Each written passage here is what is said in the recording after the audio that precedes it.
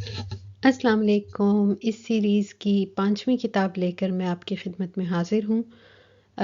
یہ کتاب فیمیل مدرسہ ان پاکستان، اس کی آتھر ڈاکٹر فائزہ محمد دین ہے، اور اس میں خواتین کے مدارس کے حوالے سے جو پاکستان میں ہیں ان کے حوالے سے ایک تحقیق کو پیش کیا گیا ہے۔ یہ پی ایچ ڈی کا مقالہ ہے، اور اگلی سلائیڈز میں آپ کو بتاؤں گی کہ کن چیزوں کو اس کتاب میں دیکھا گیا ہے۔ بنیادی طور سے یہ کتاب جو ہے یہ خواتین کے مدارس جو پاکستان میں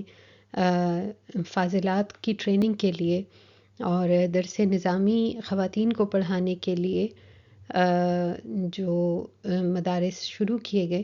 یہ ان مدارس کے حوالے سے ہے۔ اور اس تو سب سے پہلے دیکھتے ہیں کہ خواتین کی مدارس میں کیا کیا پڑھایا جاتا ہے۔ سب سے اہم بات یقیناً یہی ہے کہ جو طریقہ مروجہ تھا کہ خواتین کو یوزلی پڑھانے کے لیے محلے میں جو خواتین ہوتی تھیں، بڑی بزرگ خواتین جن کو آلریڈی قرآن اور حدیث کا علم ہوتا تھا، یا ترجمہ قرآن پڑھا دیا جاتا تھا،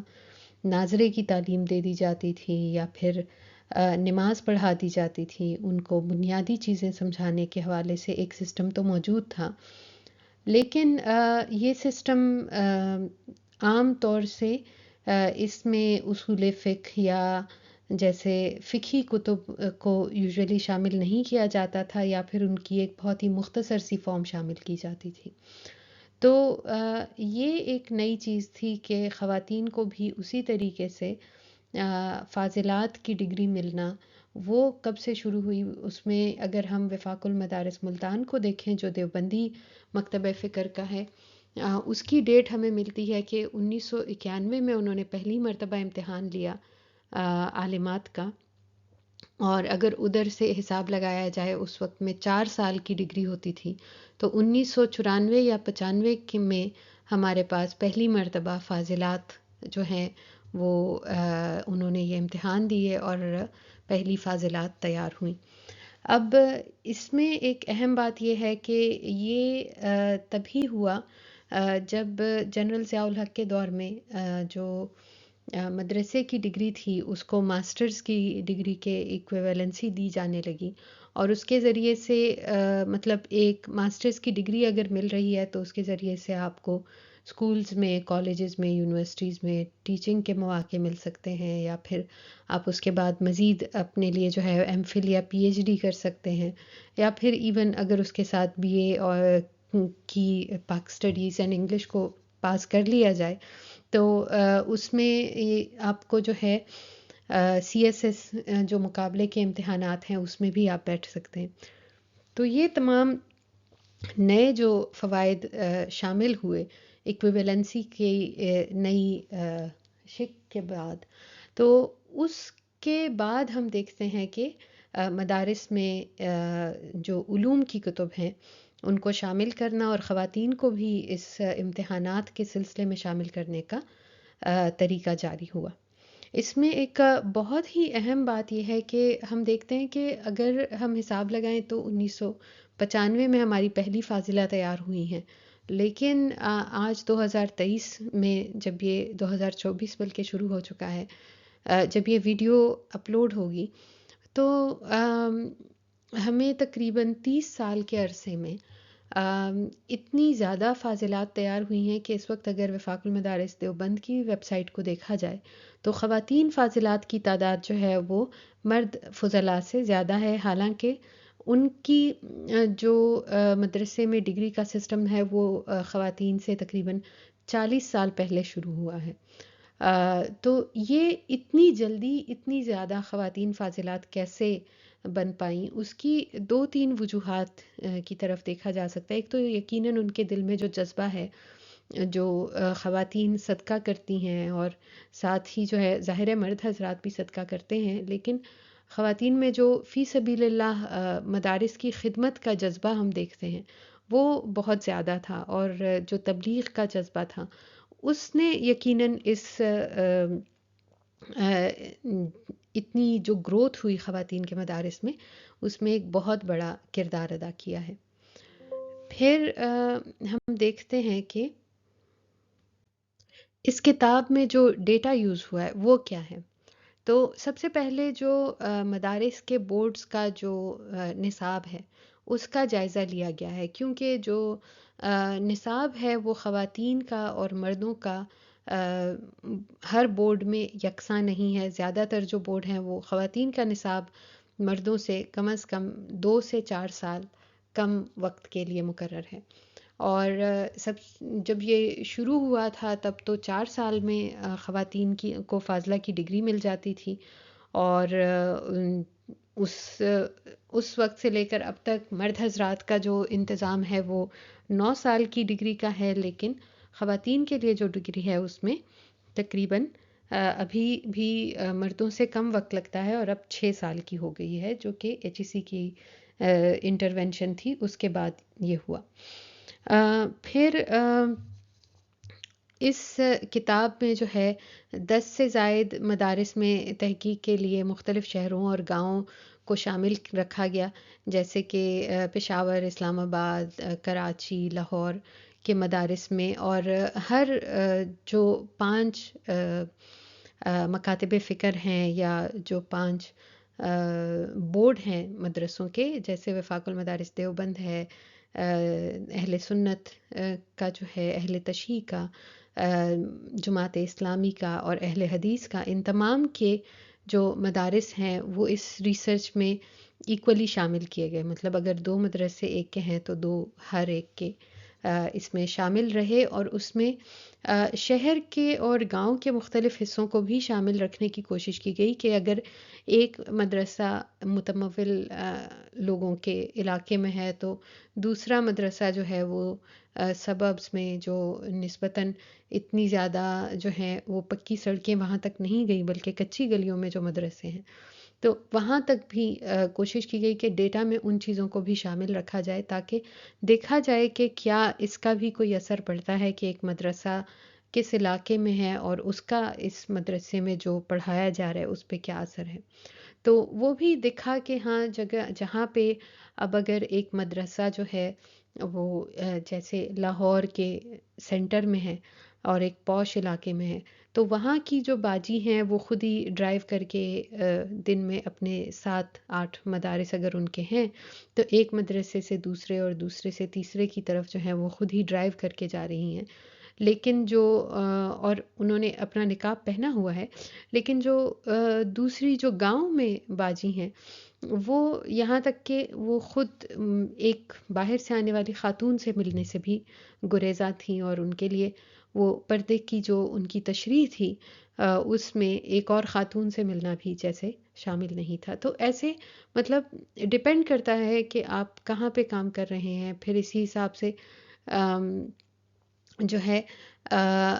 ہر انسان کی جو پرسنل جرنی ہے، مطلب آپ کا ایک ذاتی جو تجربہ ہے اس کا بھی آپ کی جو قرآن اور تفسیر اور حدیث کی جو آپ کی تشریح ہے اس پر اثر صاف دکھ رہا تھا.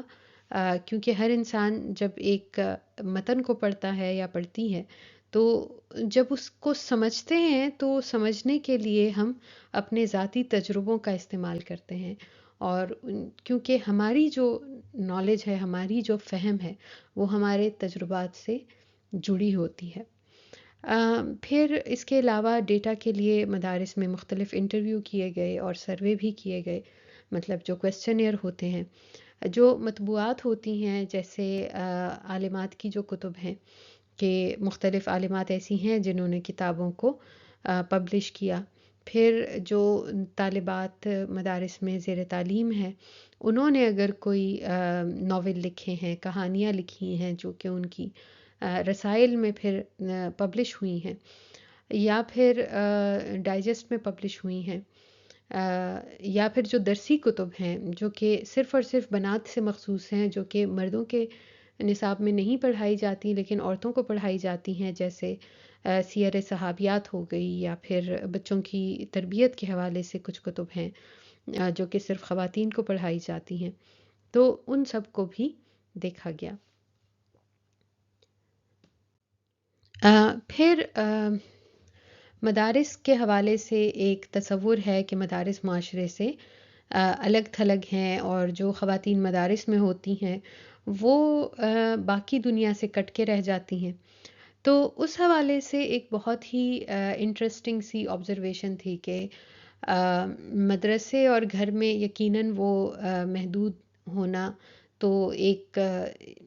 بات ہے کہ ہم دیکھتے ہیں کہ بہت سارے مدارس میں یہ سمجھا جاتا ہے کہ اسلام میں یہ امید کی گئی ہے کہ عورت جو ہے وہ گھر سے بھی باہر نہیں نکلے گی، اگر مدرسے تک چلی گئی ہے تو مدرسے اور گھر کے علاوہ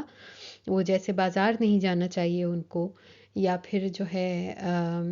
انہیں گھر سے باہر نکلنے کے لیے اگر انتہائی ضرورت نہ ہو تو نہیں نکلنا چاہیے۔ تو یہ کافی مدارس میں یہ سوچ رہی، لیکن کچھ مدارس میں اس سوچ سے برعکس بھی پایا گیا کہ وہ یہ سمجھتے ہیں کہ اگر خواتین جو ہیں وہ اپنا لباس مکمل پہن لیتی ہیں تو اس کے بعد اگر وہ باہر جاتی ہیں اپنے کسی کام سے تو اس میں کوئی قباحت نہیں ہے۔ لیکن کافی مدارس میں یہ جو پہلی بات میں نے کی یہ زیادہ رائج ہے، اور اسی طرح سے میڈیا تک رسائی کے حوالے سے بھی کچھ مدارس میں یہ طریقہ اختیار کیا جاتا ہے کہ اگر کسی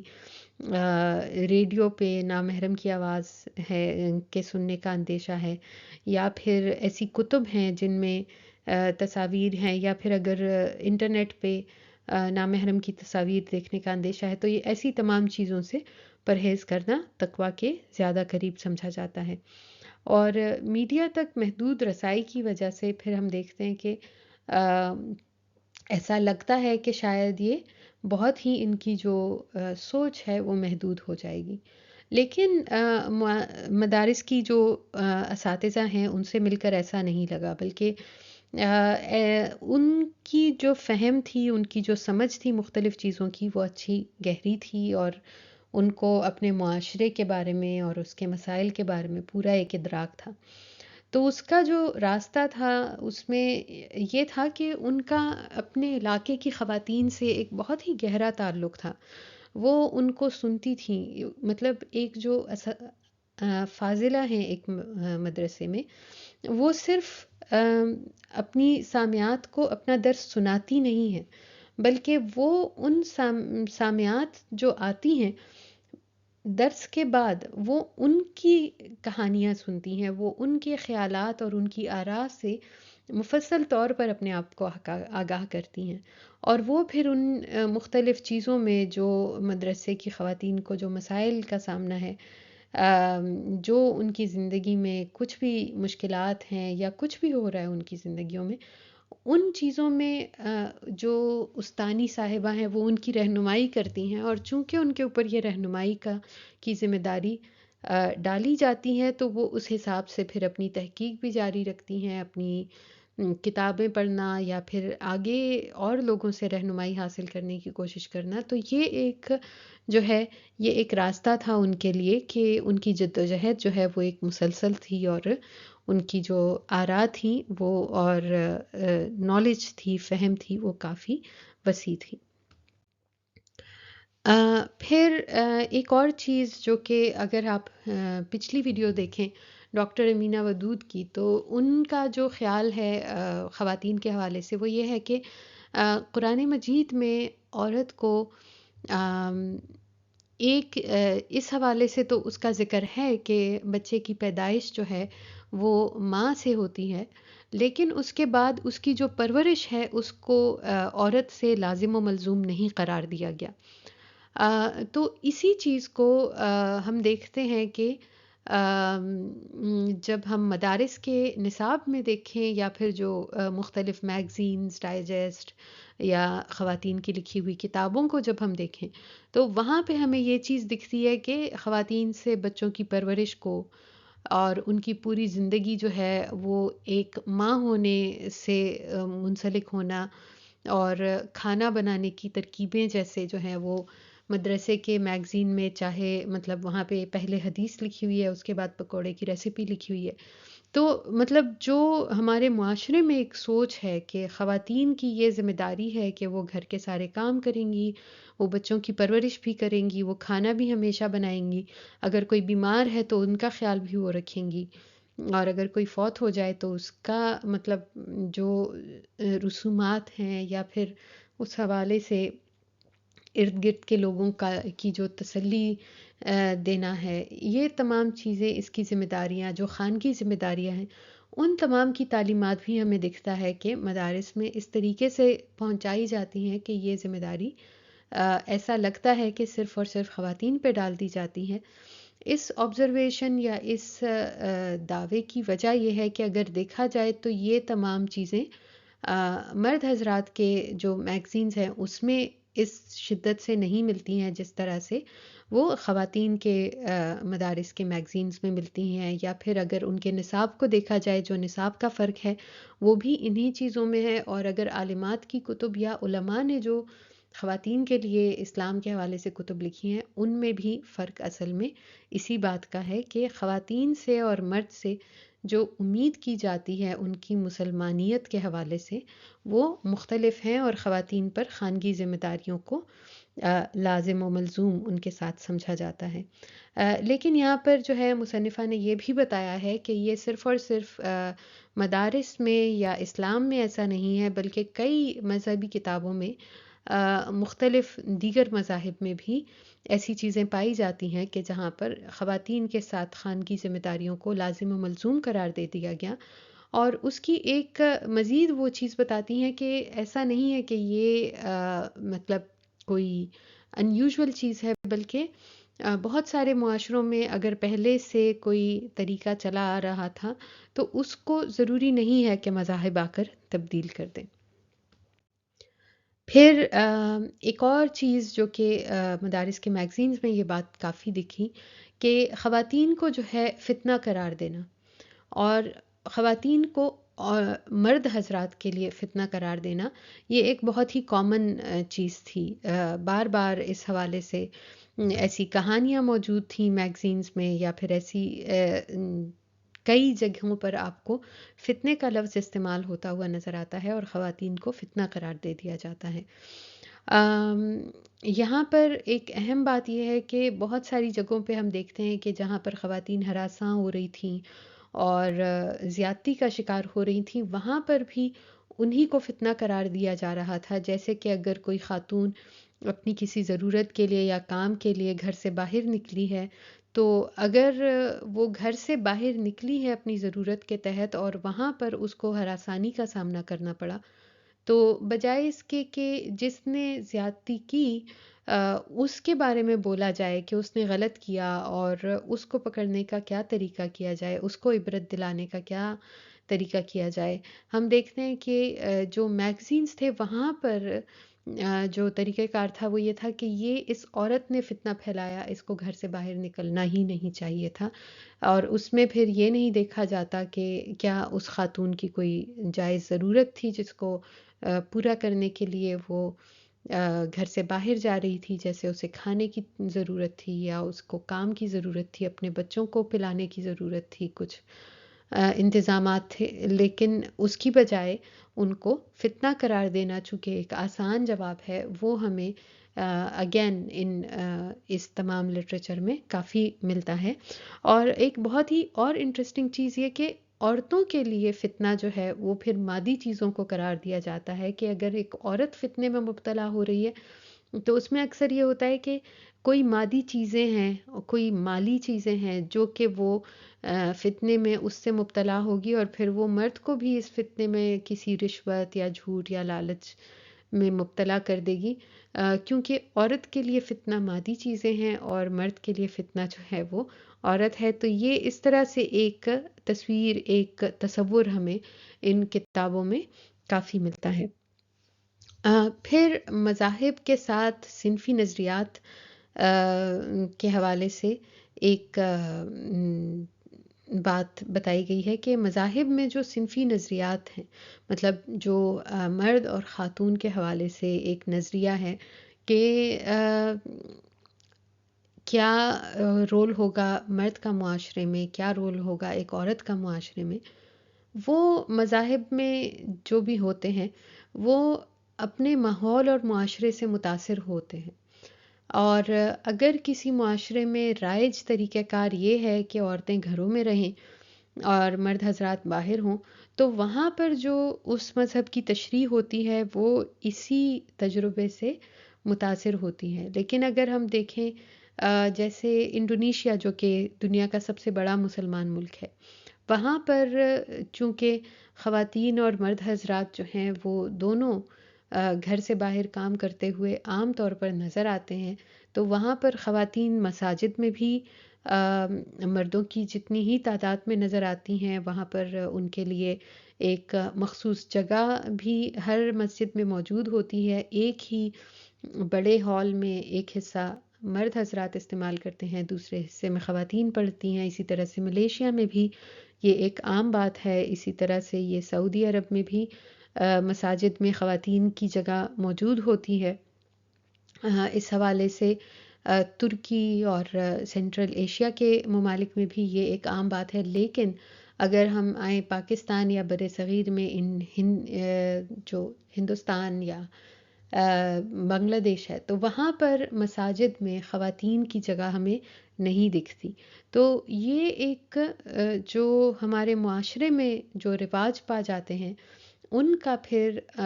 ہمارا مذہب کو سمجھنے کا جو طریقہ ہوتا ہے اس سے کافی تعلق بن جاتا ہے، اور اسی چیز کو بھی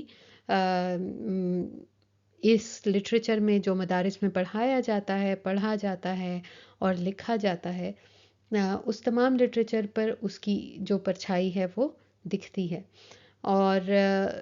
زیادہ تر مطلب یہ دیگر مذاہب میں بھی یہ رجحان دیکھا گیا ہے کہ اگر کوئی ایک معاشرے کی ترتیب ہے تو مذہب اس معاشرے کی جو صنفی تفریق کی جو بھی ترتیب ہے، یا صنف کو سمجھنے کی، اصناف کو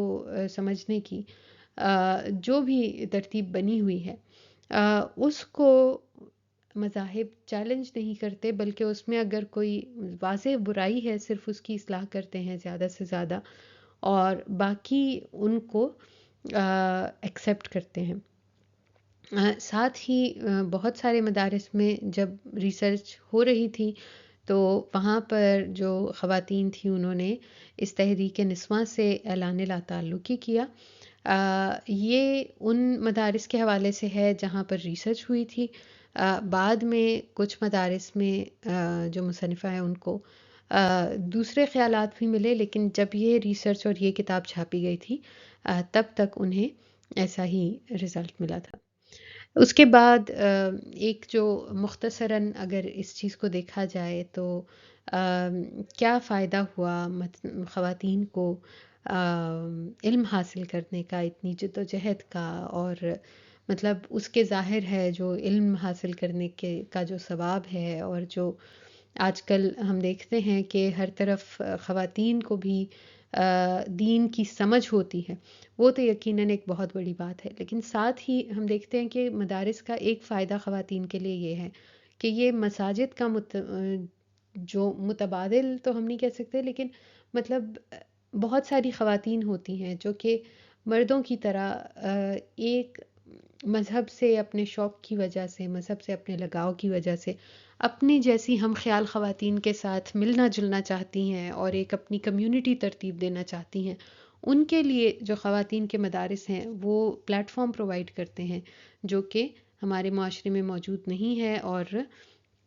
بہت سارے ایسے ممالک ہیں مسلمان جہاں پر خواتین مساجد میں جا سکتی ہیں اور جو بھی مسجد میں فیصلے ہوتے ہیں، مذہبی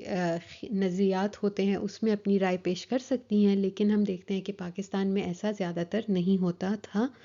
لیکن اب مدارس نے یہ ایک ایسا پلیٹ فارم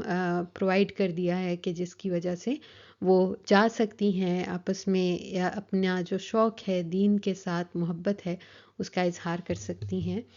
اور دوسری چیز کہ بہت ساری جگہوں میں ہم دیکھتے ہیں، اگر ہم 19ویں صدی میں جتنا لٹریچر ہے اس میں جتنا خواتین نے اپنے مذہب کے ساتھ اور اللہ تعالیٰ کے ساتھ، مطلب مذہب کے ساتھ شوق کو اور اللہ تعالیٰ سے اپنی محبت کا اظہار کرنے کی جو بھی